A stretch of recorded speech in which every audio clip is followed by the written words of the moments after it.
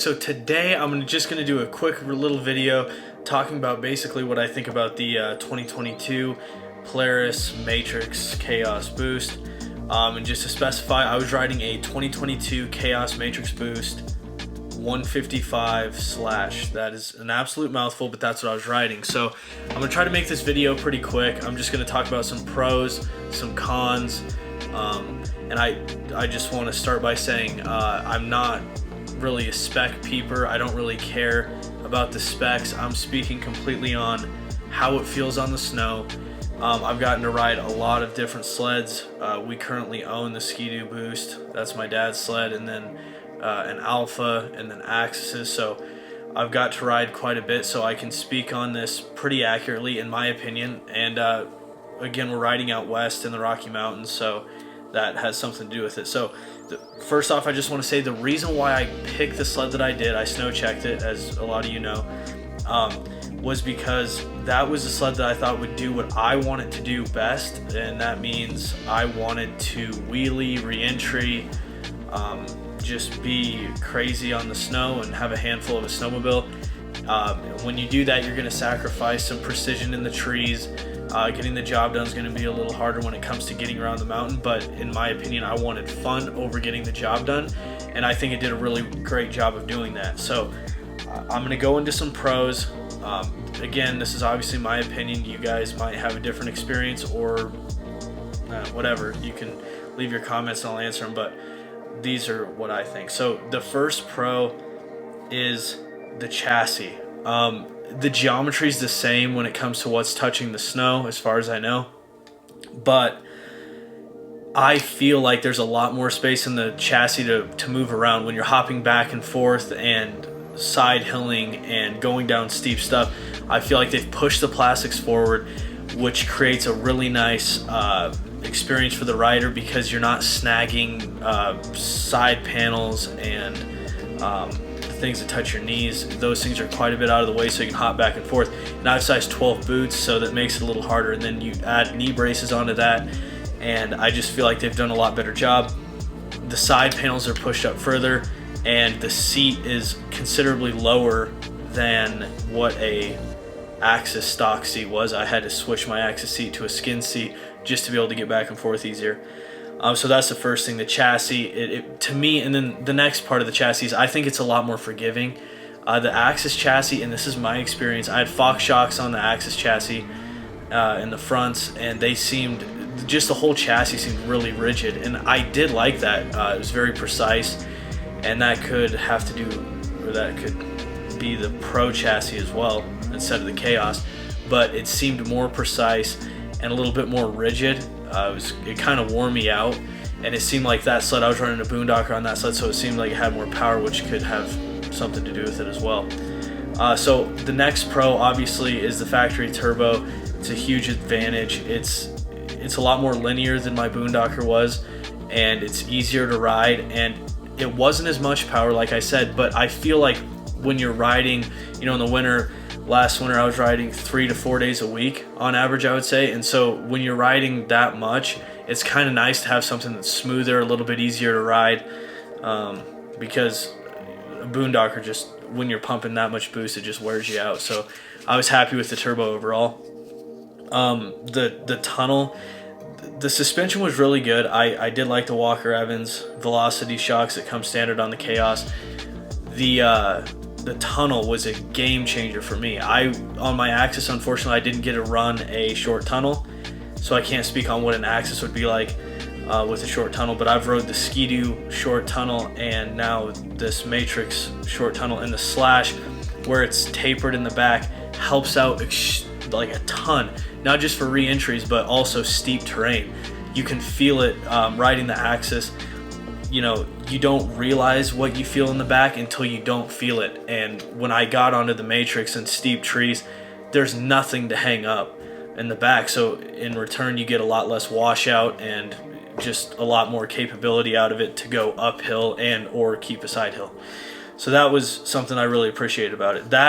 The tunnel was probably, the tunnel and the Khaos rails was probably the two biggest changes for me, and I really enjoyed for doing the stuff that I show you guys on YouTube. just the re-entries and stuff like that. It's a lot of fun for. The last thing is kind of a small thing. I was told that they put automatic belt deflection adjustments on the snowmobile, and I think that that's true because I never had to adjust it with my axis. It seemed like I was adjusting it non-stop.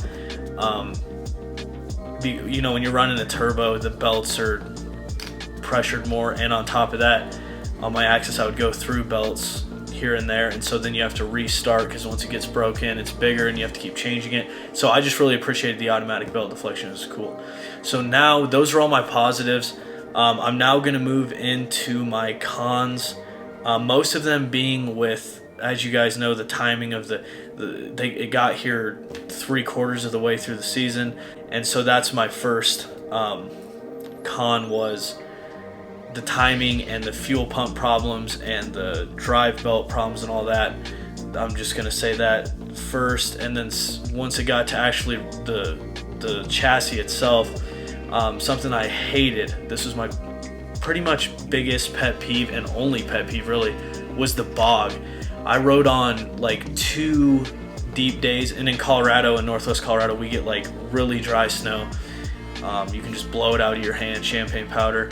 And so I was bogging so bad. I would have rather been on a stock axis because I just could not get around the mountain.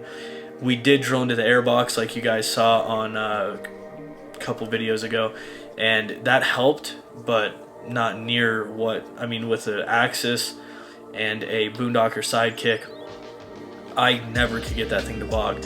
So hopefully, I've heard Voke and Kremling is going to make some fixes to that, so we're definitely going to be trying to fix that next year because that's like the biggest problem. So the reliability had me a little bit scared. My brother's sled had quite a few problems, and just everyone's sled had problems, really. I mean, we're part of some Facebook groups where a lot of people were having the same problems. Fuel pumps, springs blowing in the belly pan that was knocking out quick drive belts. So in the back of my head, it was worrisome, the reliability factor, but knock on wood, my sled didn't have one problem, and other than bogging. So the next thing that I just drives me absolutely nuts about Polaris, I love their snowmobiles, but their throttle block is like insanely bad, and I think everyone knows that by now. If you guys are on the East Coast and you're gonna come out west and ride the mountains, you need to put a different throttle block on it for your own safety.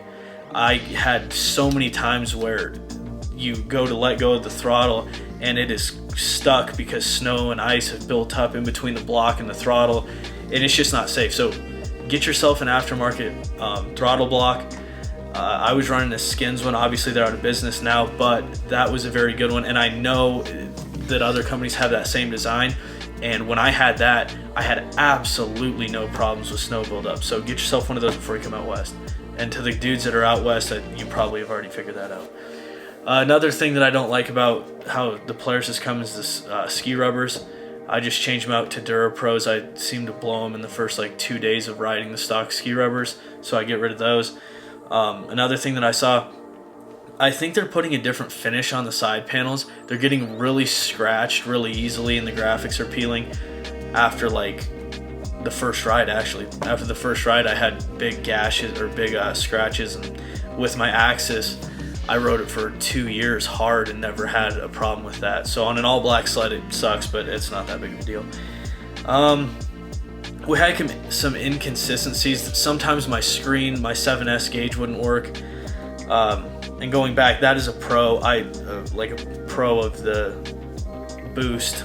Is the 7S display is so cool. I really enjoyed it when it was working, but for some reason, like on 3 or 4 rides, it wouldn't track elevation right. It wouldn't, I don't know, it was just kind of finicky, but overall it was a good experience.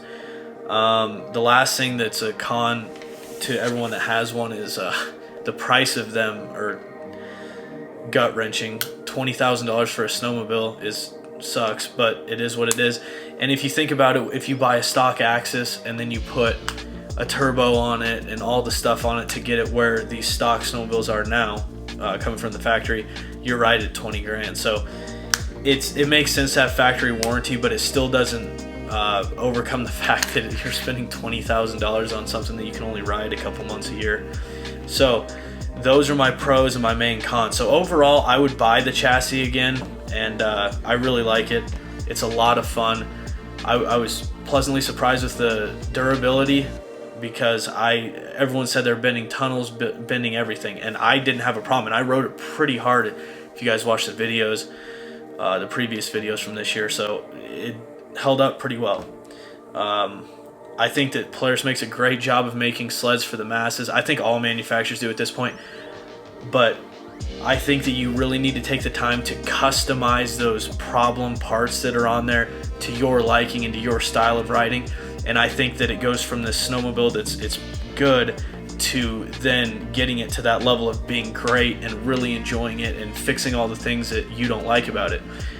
And luckily with this industry, there's so many aftermarket companies, you're able to do that. So that's, hopefully we see more parts, more production, and we can get those problems fixed. But overall, absolutely awesome. And if you guys have any questions, comments, always answer the comments. And another thing is, if you would subscribe, I'd appreciate it. And if you follow us on Cook Bros on Instagram, I'd really appreciate it. And I'm gonna have a video coming out on Matryx versus Axis, and I know a lot of you guys have questions about like how, do you recommend this or this or this, and I'll just make a video on that. That'll probably be my next video. And until then, have fun. I appreciate you guys watching, appreciate the support, and hopefully you get out a couple more times before the snow completely melts.